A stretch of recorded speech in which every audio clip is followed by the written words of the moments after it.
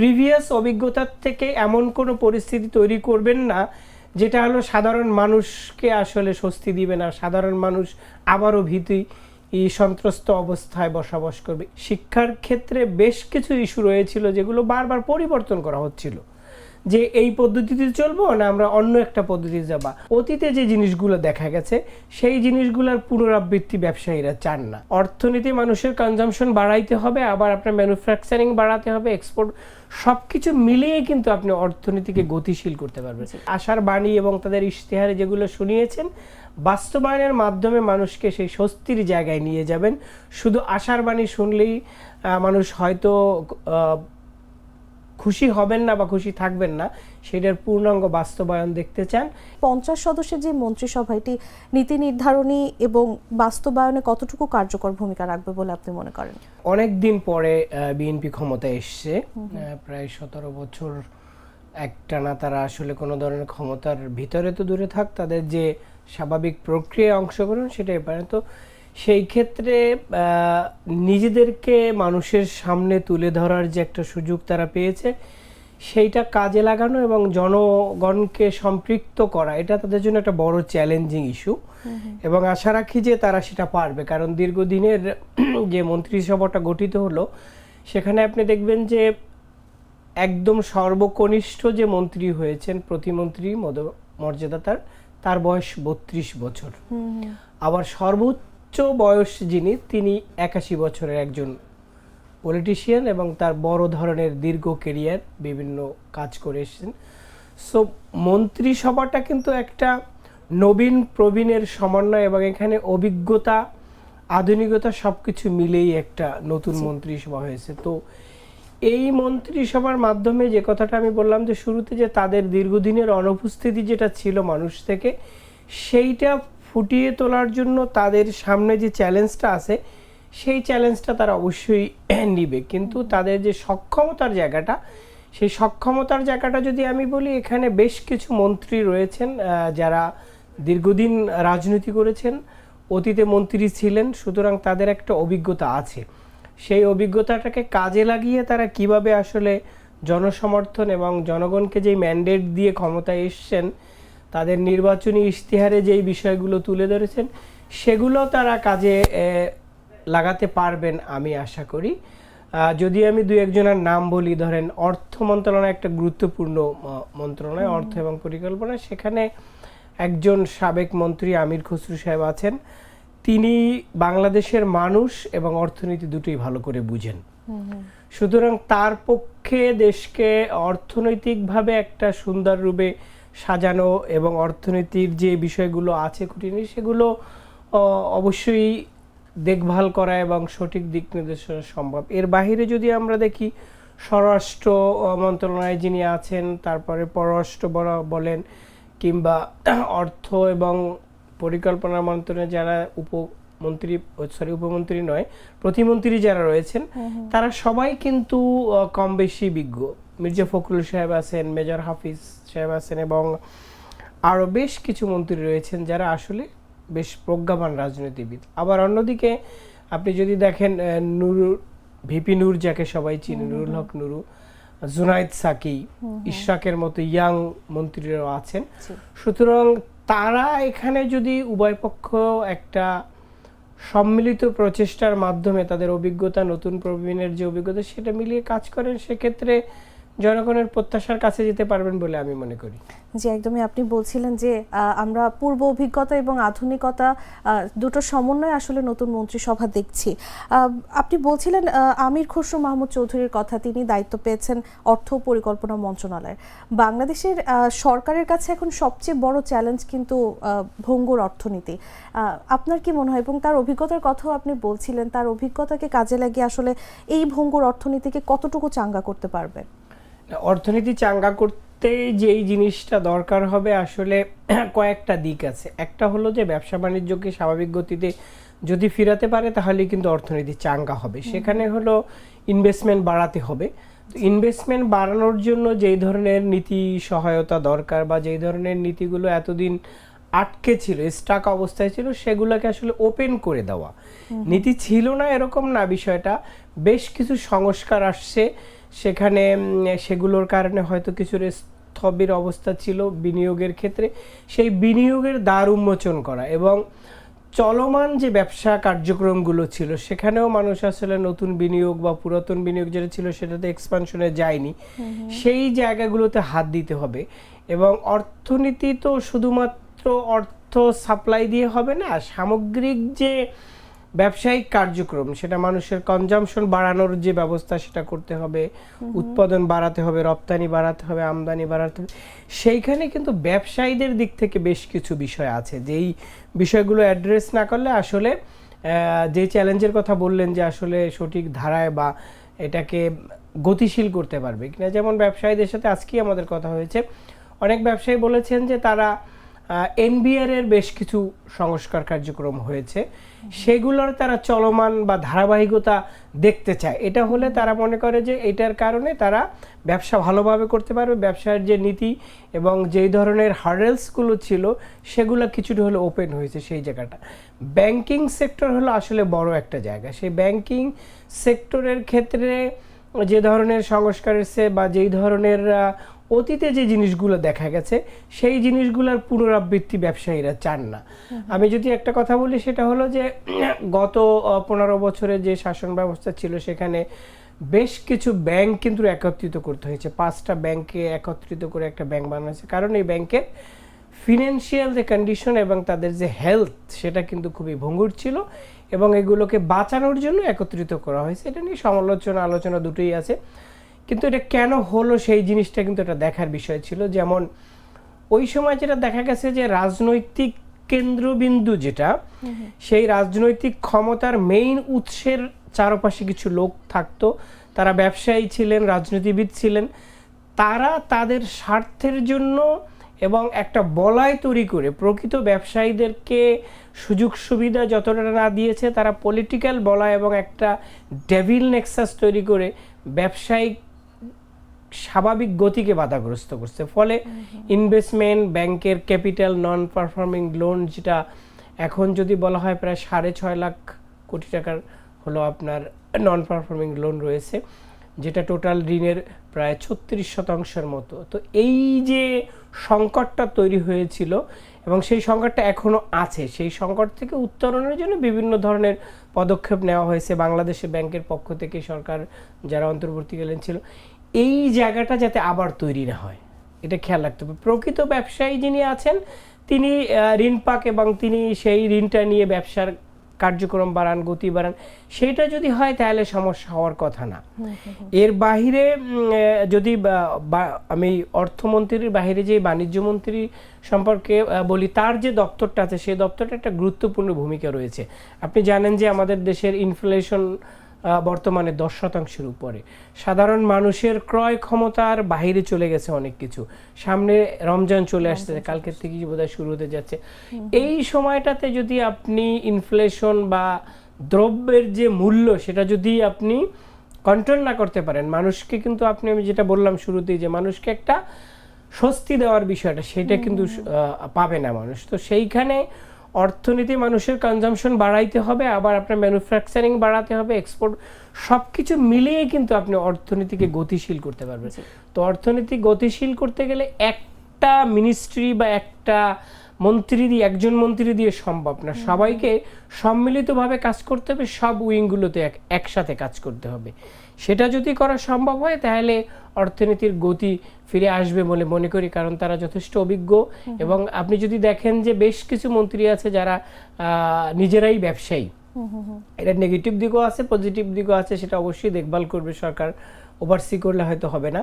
ব্যবসায়ীরা যেটা বুঝবেন যে আসলে ব্যবসায়ী নীতিটা কিভাবে হতে হয়, কোনটা হলে ভালো হয় সেই জিনিসটা। আবার অন্যদিকে যদি দেখেন প্রেশার গ্রুপ হিসেবে এইবারই আমরা যেটা দেখছি যে একটা বড় বিরোধী দল পেয়েছি, সেই বিরোধী দল যদি তারা একটা প্রেশার গ্রুপ হিসেবে কাজ করে তাহলে এই একপক্ষীয় বা জনকল্যাণ বিরোধী কোনো সিদ্ধান্ত হয়তো আসবে না, বা আসলে সেটা এক ধরনের বাধার মুখে পড়বে।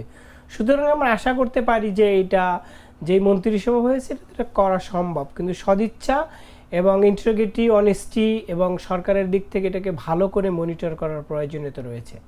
জি, এবং মানুষের কিন্তু অনেক ধরনের প্রত্যাশা রয়েছে নতুন মন্ত্রিসভা যে মন্ত্রীরা এসছেন তাদের কাছ থেকে। আশা রাখছি যে সব প্রত্যাশা পূরণ করতে পারবেন। এবার একটু শিক্ষামন্ত্রীকে নিয়ে কথা বলতে চাই।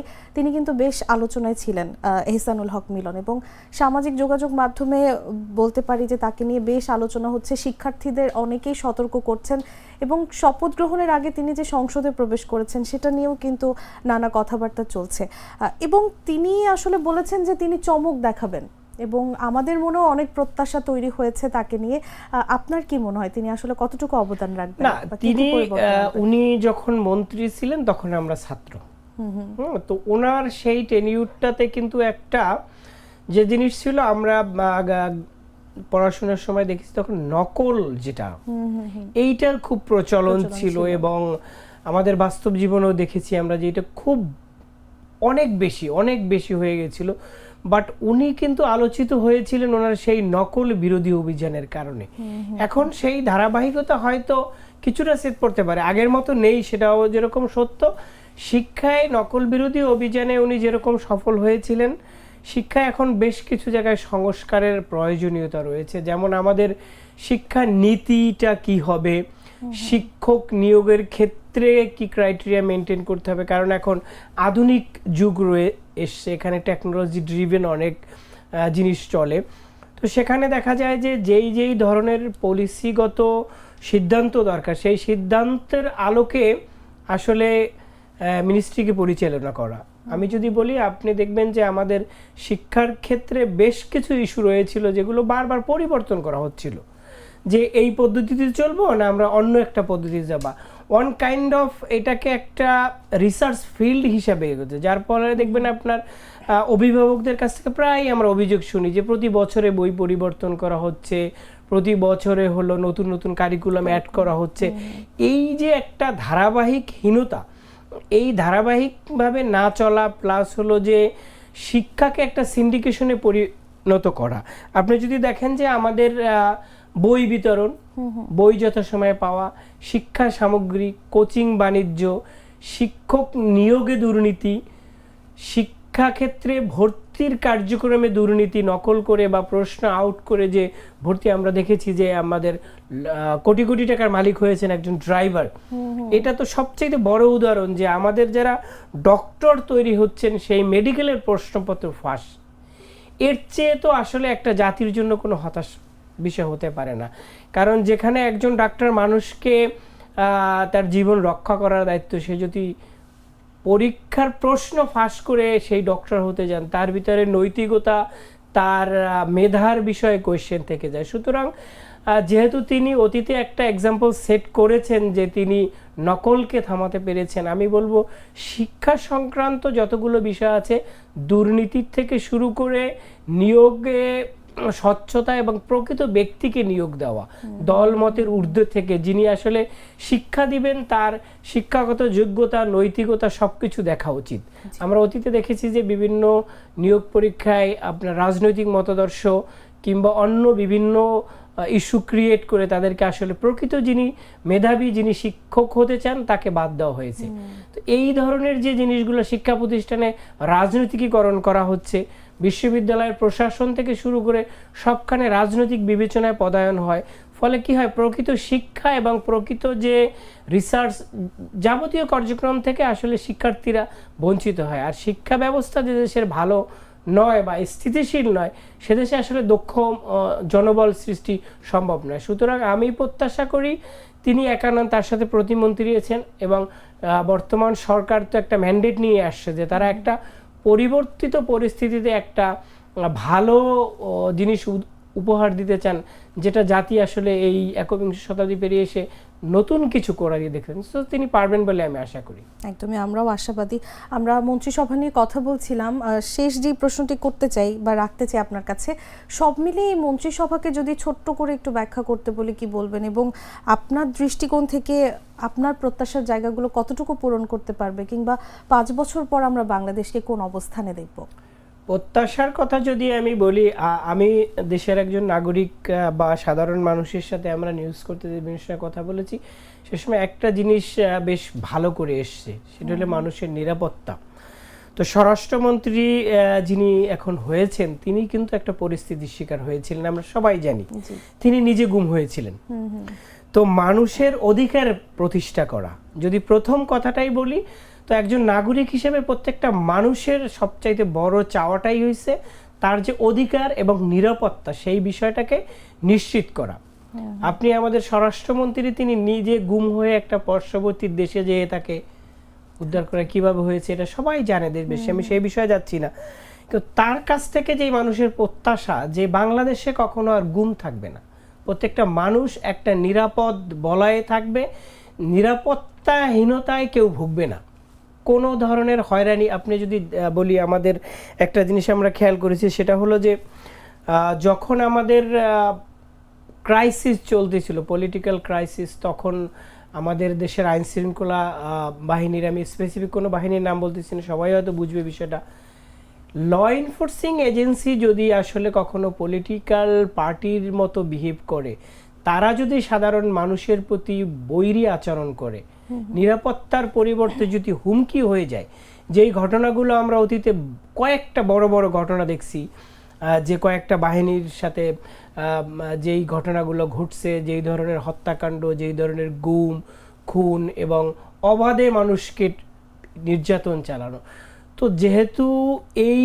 বর্তমান সরকারে বিরোধী দলে যারাই আছেন তারা এর ভিকটিম ছিলেন, সুতরাং তারা অন্তত পক্ষে নিজের প্রিভিয়াস অভিজ্ঞতার থেকে এমন কোনো পরিস্থিতি তৈরি করবেন না যেটা হলো সাধারণ মানুষকে আসলে স্বস্তি দিবে না, সাধারণ মানুষ আবারও ভীতি সন্ত্রস্ত অবস্থায় বসবাস করবে। এই জিনিসটা সবার বড় প্রত্যাশা, এবং নাগরিক হিসেবে আমারও প্রত্যাশা যে মানুষের নিরাপত্তা বিধানটা এবং অধিকার, কথা বলার স্বাধীনতা, বিচার বিভাগের স্বাধীনতা, যে জিনিসটা মানুষ বিচারহীনতার যে সংস্কৃতি তৈরি হয়েছিল সেই জায়গাটা মানুষ আর দেখতে চায় না। আমাদের যারা আইনজ্ঞ আছেন, যিনি বেশ বড় ধরনের ভোটের ব্যবধানে জয়ী হয়েছেন এবং তিনি বাংলাদেশের প্রথম এমপি যিনি আসলে নিশ্চিত হয়ে গেছেন যে তিনি জয়লাভ করেছেন, এত ব্যবধান ছিল তার কেন্দ্রে। তো সুতরাং আমরা, এবং তিনি একজন আইনজীবী, সুতরাং তিনিও এই জায়গাটাতে মনোনিবেশ করবেন যে মানুষের আইনের শাসন প্রতিষ্ঠা করা এবং ন্যায় বিচার নিশ্চিত করার বিষয়টা, এটা বলি। তারপরে আপনি যদি আসেন আমাদের যে অর্থনৈতিক বিষয়গুলোতে আমরা শুরুতেই আলোচনা করলাম, সামাজিক দৃষ্টিকোণ থেকে কিছু বিষয় রয়েছে, যে সামাজিক বৈষম্যহীনতা, আমাদের যারা সমাজ কল্যাণ মন্ত্রী হবেন, সমাজের কল্যাণ করবেন, এই বিষয়গুলোতেও একটা বৈষম্যহীন, যেই মানুষের আসলে প্রাপ্য, আমাদের সোশ্যাল সেফটি নেট থাকে, দারিদ্র্য বিমোচনে বিভিন্ন ধরনের প্রকল্প থাকে। আমরা অতীতে যেটা দেখেছি, পার্টি হিসেবে পার্টিম্যানদেরকে এই সুযোগ সুবিধাগুলো দেওয়া হতো, এটা তো আসলে পার্টিম্যানদের জন্য না, এটা তো সাধারণ মানুষের জন্য, যারা কর্মহীন, যারা কর্মে অক্ষম তাদের জন্য। সেই জিনিসটা যাতে আবার দেশে ফিরে না আসে, সেটা যদি ফিরে আসে তাহলে আমরা আবারও পিছিয়ে যাব। এই জায়গাগুলো খুব ভালোভাবেই নজর দিতে হবে। তারপরে আর একটা বিষয় যদি বলেন, আমাদের দেশে দেখবেন পরিবেশ নিয়ে আমরা এখন সবাই বেশ সচেতন, আবার শঙ্কার ভিতরে, কারণ পরিবেশের যে বৈরী ভাব এখন প্রকৃতিতে, সেটার কারণে আমরা প্রতিনিয়ত বিভিন্ন ধরনের ডিজাস্টারের মুখোমুখি হচ্ছি, বিপর্যয় নেমে আসছে। সেই জায়গায় যিনি পরিবেশ সংক্রান্ত এবং জলবায়ু সংক্রান্ত বিষয়ে মন্ত্রী হয়েছেন, তিনি একজন ব্যবসায়ী। সো এই বিষয়গুলোকে খেয়াল রাখা, যাতে আমরা এর শিকার হয়ে ভবিষ্যতে আমাদের, কারণ এই গ্লোবাল ওয়ার্মিং, কার্বন ইমিশন, তারপরে হিটওয়েভ ইত্যাদি কারণে কিন্তু আমাদের শুধুমাত্র যে ব্যক্তি পর্যায়ে না, ব্যবসা, সমাজ, সব ধরনের প্রভাব পড়ছে। সেই জায়গাটাও কিন্তু মন্ত্রিসভাকে অবশ্যই সমন্বিত পদক্ষেপ নিতে হবে, শিল্প মালিকদের সাথে মিলে, পরিবেশবাদী যারা আছে তাদের সাথে মিলে বিষয়গুলোকে কাজ করতে হবে এই জিনিসটা।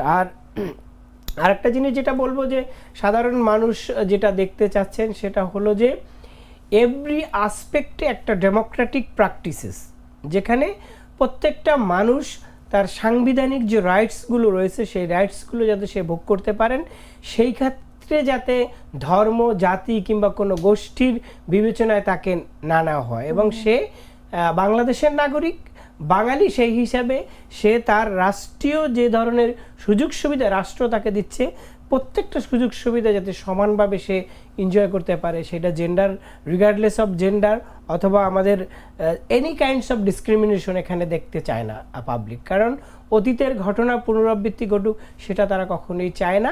সেই জিনিসটা সব কিছু মিলিয়ে একটা সুন্দর বৈষম্যহীন সমাজ আমরা প্রত্যাশা করি এই সরকারের কাছ থেকে, এই মন্ত্রিসভার কাছ থেকে। এবং আজকেই মন্ত্রিসভায় তারা বসবেন, বিকালে কথা বলবেন এবং মাননীয় প্রধানমন্ত্রী যিনি আজকে জাতির উদ্দেশ্যে ভাষণ দিবেন, সেই ভাষণে আমি আশা করি এবং আমাদের সাধারণ মানুষের প্রত্যাশা যে তিনি এমন একটা আশার বাণী শোনাবেন, সেই আশার বাণীটা মানুষ শুনে প্রথমে আশান্বিত হবেন এবং ক্রমান্বয়ে সেই যে আশার বাণী এবং তাদের ইশতেহারে যেগুলো শুনিয়েছেন বাস্তবায়নের মাধ্যমে মানুষকে সেই স্বস্তির জায়গায় নিয়ে যাবেন। শুধু আশার বাণী শুনলেই মানুষ হয়তো খুশি হবেন না বা খুশি থাকবেন না, সেটার পূর্ণাঙ্গ বাস্তবায়ন দেখতে চান। এবং আমি আশা করি যে মানুষ আজকের সেই ভাষণে, প্রধানমন্ত্রীর ভাষণে, এটা প্রথম জাতির উদ্দেশ্যে তার দেওয়া ভাষণ হবে এবং তিনি প্রথম বারের মতো প্রধানমন্ত্রী হিসেবে ভাষণ দিবেন।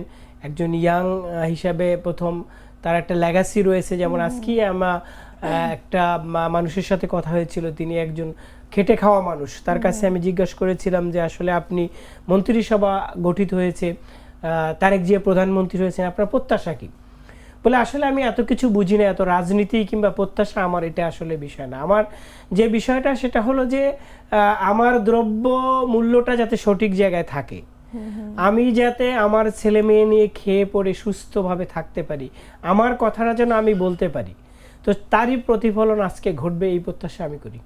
অবশ্যই আমরাও ঠিক তেমনটি প্রত্যাশা করি এবং অনেকগুলো আমাদের আজকের আলোচনায় অনেক প্রতিবন্ধকতার কথা উঠে এসেছে, সেই সব কিছু কাটিয়ে যেন বাংলাদেশ এগিয়ে যায় সেই প্রত্যাশা থাকবে। আপনাকে অসংখ্য ধন্যবাদ আমাদের সাথে যুক্ত হওয়ার জন্য। ধন্যবাদ দর্শককেও। দর্শক, কথা বলছিলাম জাগো নিউজের চিফ রিপোর্টার ইব্রাহিম হোসাইন অভির সঙ্গে। এবারে যাচ্ছি অন্যান্য সংবাদে।